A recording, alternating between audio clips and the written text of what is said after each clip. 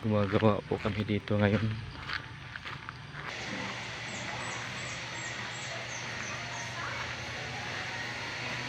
Crap.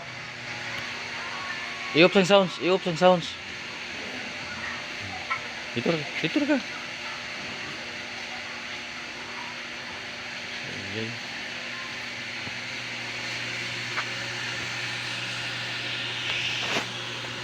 Good morning. Mga katubig, mga kababayan, ito na po yung gawa namin, natatapos na po. Ito po yung kanyang machine. So super laki po, solid po, stainless po yan. Yung FRP tank po niya, super stainless po yan, solid. Ito yung single motor.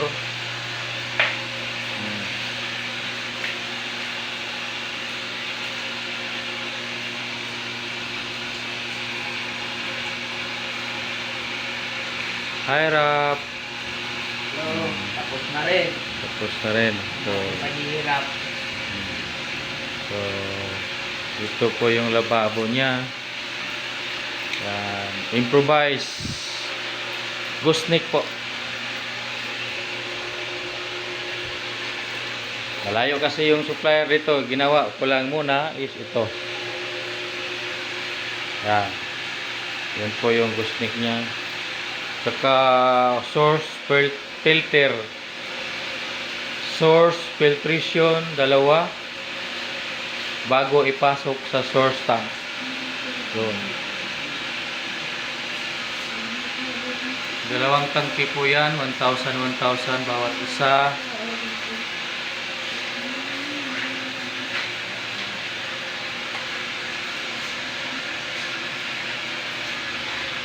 Tapos relocation po ito, relocation. Hindi po ito bagong-bago. Pinagawa lang sa akin po ito, relocation. Galing sa kabilang tindahan po ito. Dalawang machine po kasi nila. Ito yung pinakaluma. Nilagay ko dito sa kanilang sariling bahay din. Sa tabi nila. So hindi ko po ito sit up, so ako lang gumagawa. Nilinis ko lang kaunti ang mga pagpapipe. Yan po.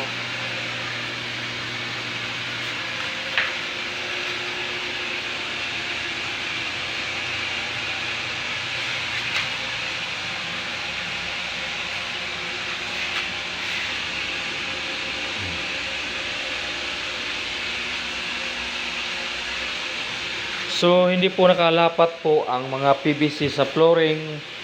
Madaling malinis kapag lilinisan. Lahat po ng sulok dito ay malilinisan nila.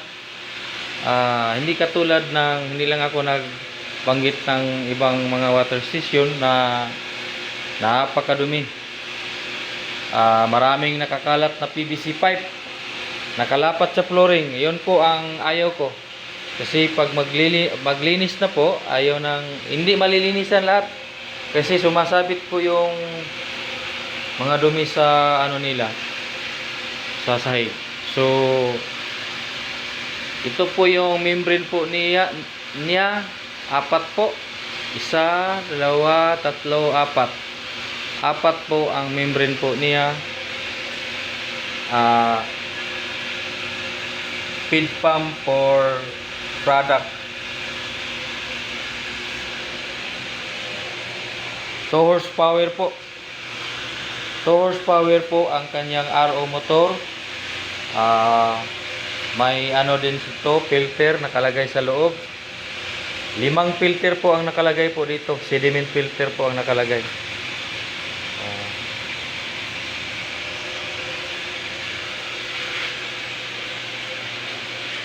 Saka brine tank po ito, brine tank. Nalaman mo talaga na luma siya dahil ang kanyang brine tank is old model. Ito din, oh, mga old model. Ah. Saka buksan natin yung panel board po niya. Ito po yung mga equipo, mga parts, magnetic contactor, at ano pa to, at iba-iba. Ayan. Natinding paggagawa po nito, malinis. So, yan.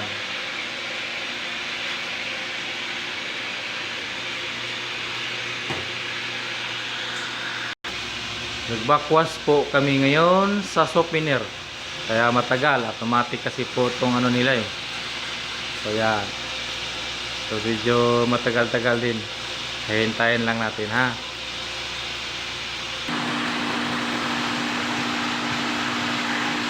Mag-process na po yan.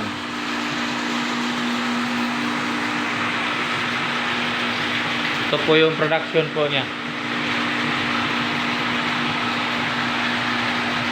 Product waste product mataas, malakas, mabilis. Yun po ang tapo nyo.